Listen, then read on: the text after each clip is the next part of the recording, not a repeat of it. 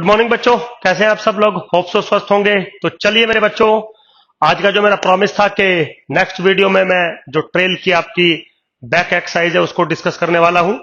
तो चलिए जी, एक्सरसाइज एक बार आपके पास होगी, मेरे पास थोड़ी सी रब है बेटा, क्योंकि 12 साल पुरानी बुक है मेरी, तो उस हिसाब से थोड़ा सा रब है, पर चलिए कोई बात नहीं। तो मेरे बच्चे शुरुआत करते हैं।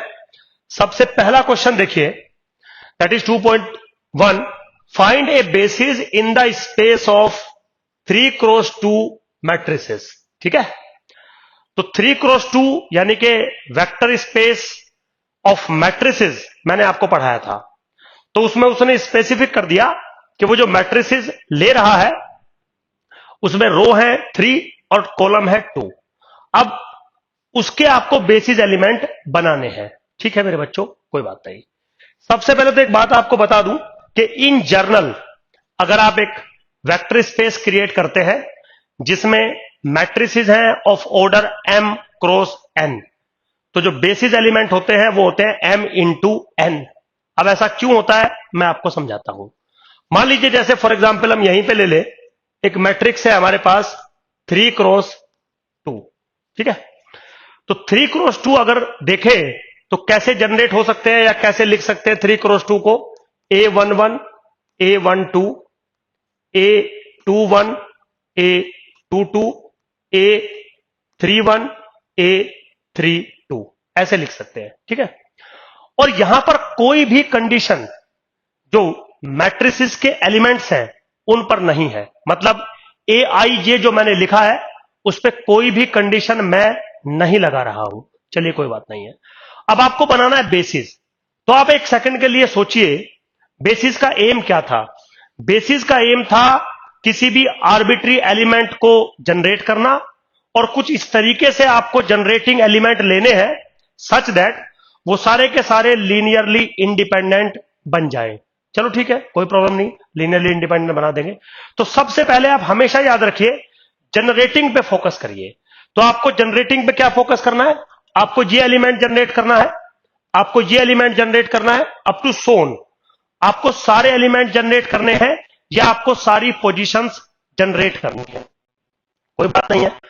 कोई पोजीशन या कोई एलिमेंट दूसरे के साथ रिलेटेड तो है नहीं, तो आप एक काम कर लो, 1 by 1 सारी पोजीशंस को आप जनरेट कर लो, और जहां जनरेट करो वहां तो 1 लिख दो और बाकी सब जगह 0 लिख दो।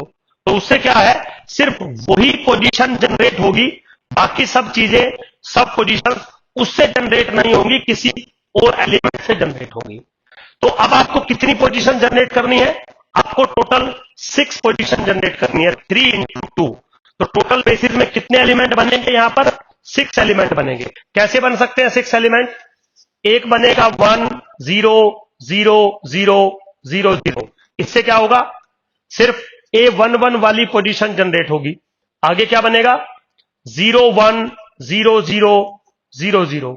चलिए नेक्स्ट क्या बन सकता है, 0 0 1 0 0 0। चलिए ठीक है, नेक्स्ट क्या बन सकता है, 0 0 0 1 0 0। ओके ठीक है, नेक्स्ट क्या बन सकता है, 0 0 0 0 1 0। ठीक है, नेक्स्ट क्या बन सकता है, 0 0 0 0 0 1। That's it. अब कोई बच्चा बोलेगा सुधीर सर क्या यही बेस बनेगा, नहीं बेटा, बहुत सारे बन सकते हैं। आप 1 के प्लेस पे 2 लिख दो, और नहीं भी लिखो तो अनदर सिस्टम भी जनरेट हो सकता है। अब सारे तो मैं जनरेट नहीं कर सकता ना, क्योंकि इनफाइनाइट है। और लकीली दिस बेसिस जो मैंने जनरेट किया है is a standard basis for the vector space M3x2। बिल्कुल सिंपल है, कोई रॉकेट साइंस नहीं है। ठीक है, आगे चलते हैं।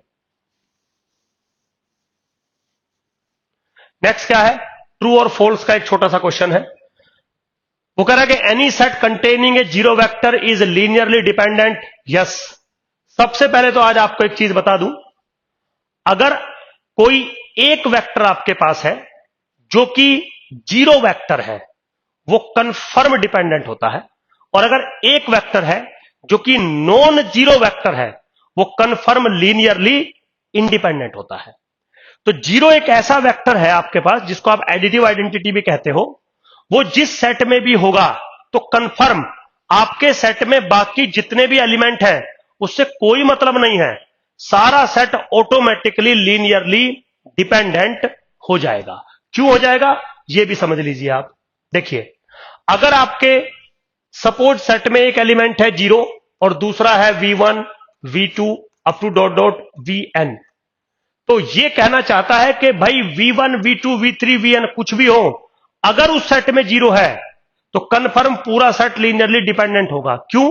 क्योंकि मैं इस सेट को कैसे लिख सकता हूं, 1 into 0 plus 0 into V1 plus 0 into V2 plus dot dot 0 into Vn and put it equal to 0। Yes, अब आप इस तरफ देखिए, ये क्या है, linear combination of 0 V1 V2 V3 Vn।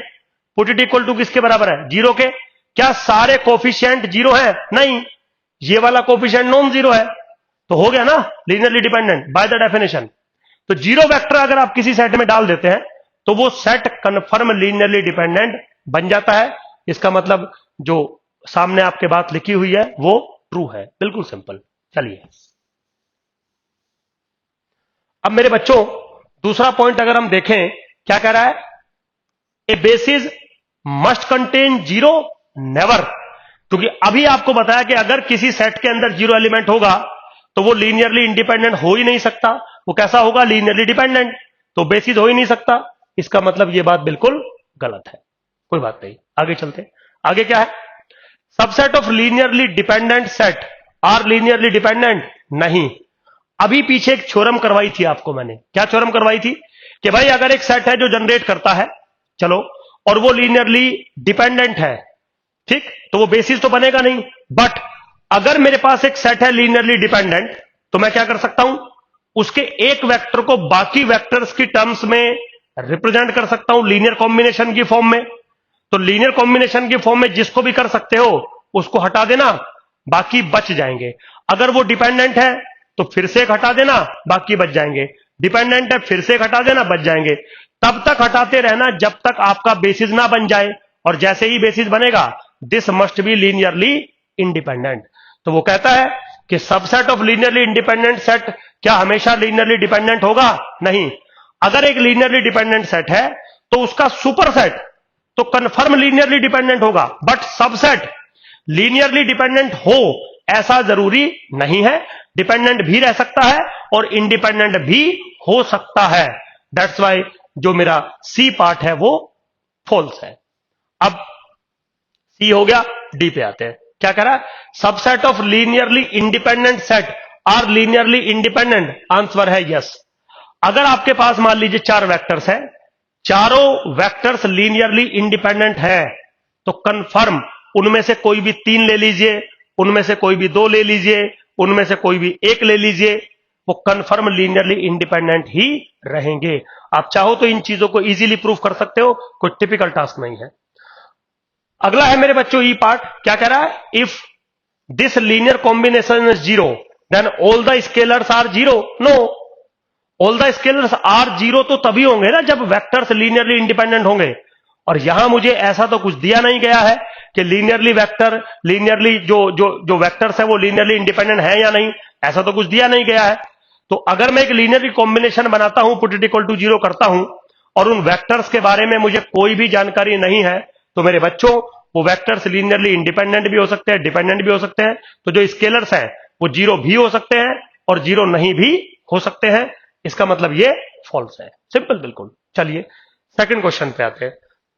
Second question क्या कह रहा है, recall that a matrix is called symmetric if A transpose is equal to ए।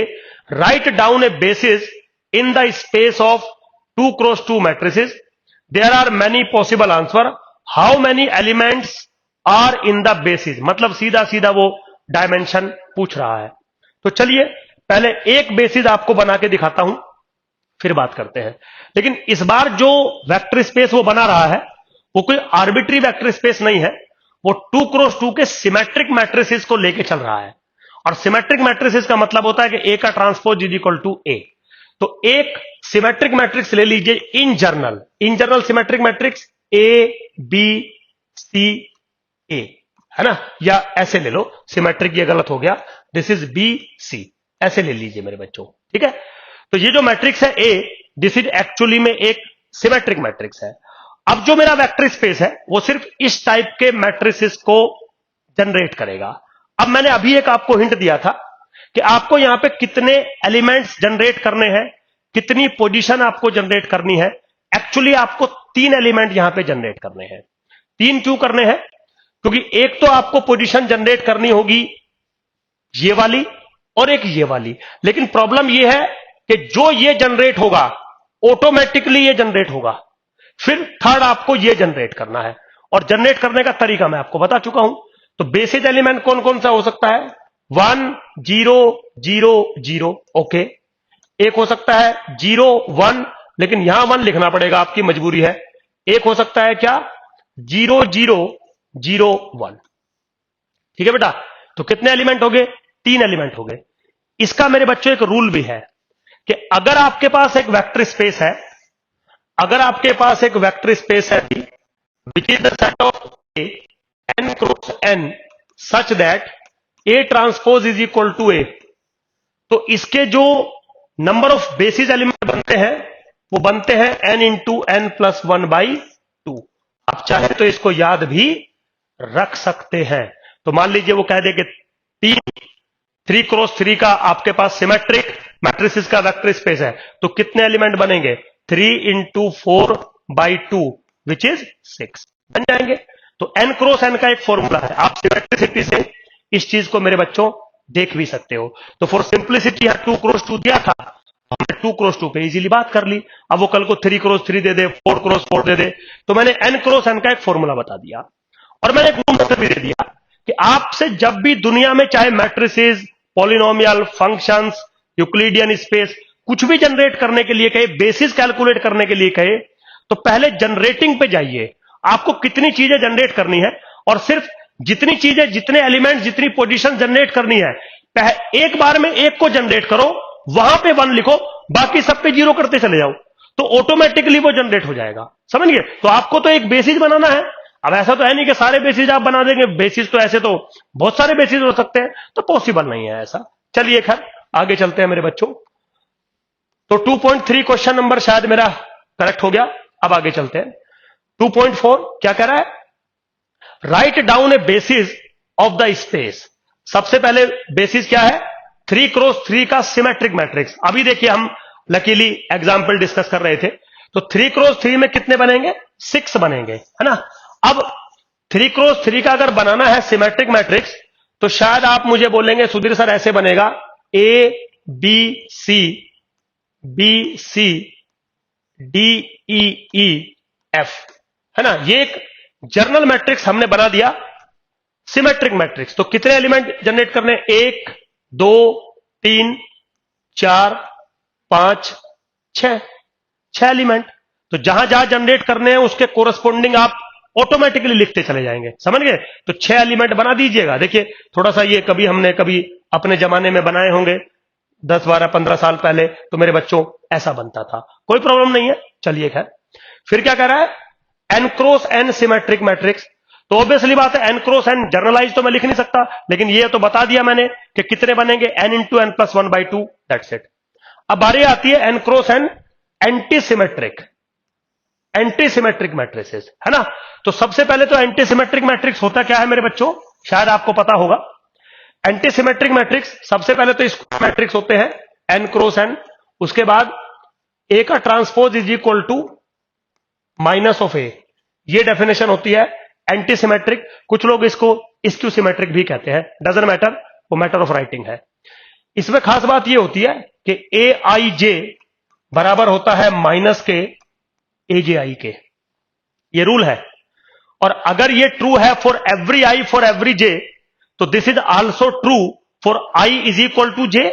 इसका मतलब AII is equal to minus के AII। इसका मतलब twice AII is equal to 0। इसका मतलब AII is equal to 0। Means what? अगर आपके पास कोई एक स्क्यू सिमेट्रिक मैट्रिक्स है, तो कंफर्म गारंटीड है उसके सारे डायगोनल एलिमेंट आपको 0 मिलेंगे। अब 0 को तो फिर आपको जनरेट नहीं करना ना भाई, है।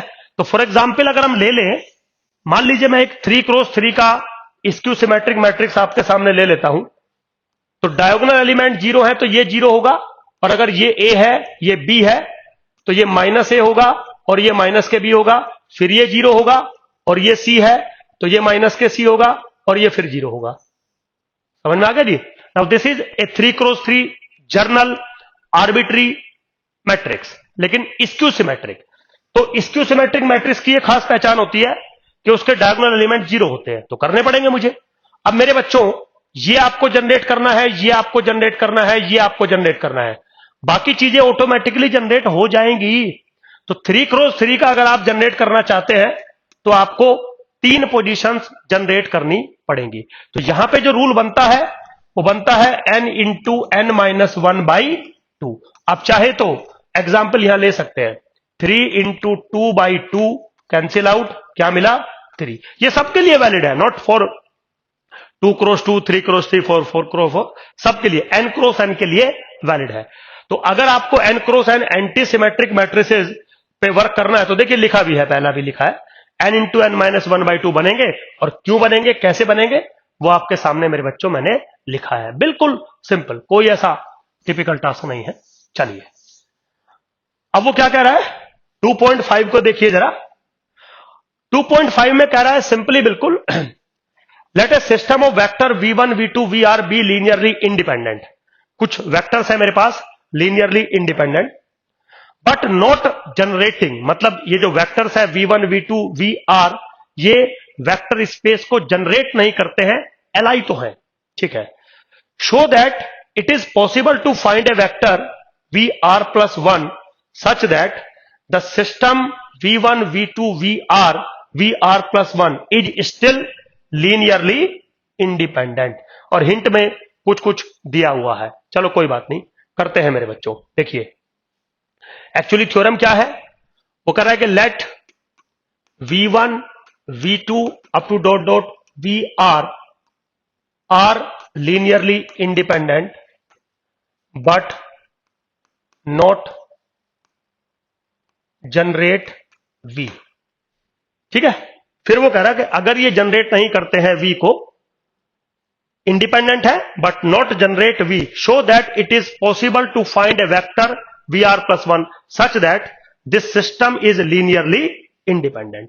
ठीक है, अब एक बात बताइए, अगर v1 v2 vr are linearly independent है एंड नॉट जनरेटिंग v को जनरेट नहीं करते हैं, तो क्या होगा मेरे बच्चों? So there exist some vector vr plus 1 belongs to v such that vr plus 1 is not equal to alpha 1 v1 plus alpha 2 v2 plus dot dot alpha r vr। Yes और no? क्यों? क्योंकि अगर v1 v2 vr पूरे vector space को generate करते तो every vector of v can be represent as a linear combination of other, but क्योंकि ये जनरेट नहीं करते हैं तो कम से कम एक एलिमेंट, कम से कम एक वेक्टर v के अंदर ऐसा होगा which never be represented as a linear combination of v1 v2 vr। तो मैंने मान लिया कि वो जो वेक्टर है जो कैन बी रिप्रेजेंट नहीं होगा वो है vr प्लस 1, जो इस कंडीशन को सेटिस्फाई करता है। इक्वेशन नंबर मान लीजिए 1 आपने लिख दी। चलिए अब आपका क्लेम क्या है? Now we are required to prove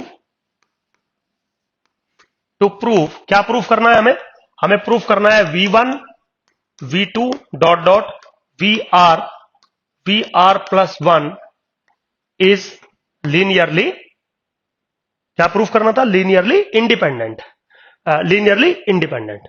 we require to prove this is linearly independent. चलिए कोई बात नहीं है। अब मैंने क्या किया मेरे बच्चों, मैंने इसको मान लिया। क्या मान लिया? Let v1 v2 dot dot vr plus 1 is linearly dependent. ठीक है जी, तो मेथड ऑफ कंट्राडिक्शन का रूल हम लगा देंगे इसमें। तो इस सेट को मुझे लीनियरली इंडिपेंडेंट एक्चुअली में प्रूफ करना था, लेकिन मैंने मान लिया कि ये लीनियरली डिपेंडेंट है। अब अगर मेरे बच्चों ये लीनियरली डिपेंडेंट है तो ऑब्वियसली बात है इनमें से एक vector can be represent as a linear combination of another vector. Sir बिल्कुल ठीक है, बट यहां से लेके यहां तक V1 V2 VR तक तो Li है ना, और जब V1 V2 VR तक Li है तो ये तो एक दूसरे की टर्म्स में लिखे नहीं जा सकते, क्योंकि अगर ये एक दूसरे की टर्म्स में लिखे जा सकते तो फिर ये Li नहीं होते। अब क्योंकि V1 V2 VR Li है तो they can not represent in terms of linear combination with each other. तो आप क्या क्या कहोगे, तो फिर तो सर एक ही वेक्टर है जो लिखा जा सकता है बाकी के लीनियर कॉम्बिनेशन की फॉर्म में। तो हम क्या लिखेंगे, since V1 V2 dot dot VR are linearly independent, so VR plus 1 can be represented as alpha 1 V1 plus dot dot alpha R VR। ठीक है मेरे बच्चों, but now this thing is the contradiction of equation number 1। Obviously बात है, ये जो चीज है इक्वेशन नंबर 1 को कंट्राडिक्ट कर रही है। तो कंट्राडिक्शन रूल क्या कहता है, इसका मतलब ये जो आप LD लेके चले हो V1 V2 VR प्लस 1 को, ये गलत है। Means what, V1 V2 V3 VR plus 1 must be linearly independent. बिल्कुल सिंपल, कोई भी ऐसा टिपिकल टास्क होता ही नहीं मेरे बच्चों इन चीजों में। चलिए खैर थोड़ा और आगे चलते हैं मेरे बच्चों। लास्ट क्वेश्चन मेरा क्या है, क्या कह रहा है, is it possible that vectors V1 V2 VR are linearly dependent but the vectors W1 which is V1 plus V2, W2 which is V2 plus V3, W3 which is V3 plus V1 are linearly independent। मतलब क्या ये possible है कि V1 V2 V3 तो linearly dependent हो जाएं and V1 plus V2 V1 plus V3 V2 plus V3 are linearly independent. क्या ये पॉसिबल है, आंसर है नहीं, आंसर है नहीं। मतलब सिनेरियो कुछ ऐसा है, चलिए थोड़ा डिस्कस कर लेते हैं। वो कह रहा है कि चलो मैं लेट ही कर लेता हूं ना, सीधा क्वेश्चन प्रूफ ही कर देता हूं, आपको बुक में आपको क्वेश्चन अच्छे से विजिबल हो जाएगा। मैंने मान लिया कि let W1 is equal to V1 plus V2, W2 is equal to V1 plus V3। एक बार चेक कर ले, वो तो कुछ और भी होगा तो डजंट मैटर। अच्छा V2 प्लस V3 है, V2 plus V3 and W3 is equal to V1 plus V3, V1 plus V3 are Li, linearly independent। अब बच्चों मैं ये शो कर दूंगा कि जो V1 V2 V3 है वो कंफर्म लीनियरली इंडिपेंडेंट ही होंगे। ठीक है, अब वो क्या कह रहा है, क्या ये पॉसिबल है कि V1 V2 V3 linearly dependent हो जाए। मैं कह रहा हूं नहीं, पॉसिबल नहीं है। अगर ये कॉम्बिनेशन Li है तो confirm V1 V2 V3 must be linearly independent. अब कैसे, देखिए सिंपल है बिल्कुल। Since W1 W2 W3 are Li, ठीक है बेटा, Li आपने माना है तो क्या होगा, so alpha 1 W1 plus alpha 2 W2 plus alpha 3 W3 is equal to 0 implies alpha 1 is equal to alpha 2 is equal to alpha 3 is equal to 0, क्योंकि ये लीनियरली इंडिपेंडेंट सेट का डेफिनेशन होता है। चलिए सिंपल, सो